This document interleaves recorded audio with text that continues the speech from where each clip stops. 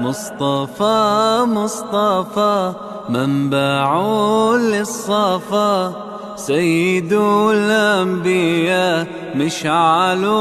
في الوفا، كان في عطفه لليتامى دفا، حن قلبي له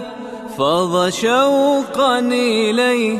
ليس أرجو سوى شربة من يديه، الصلاة عليه والسلام عليه، للسماء ارتقى فأتى بالنقى،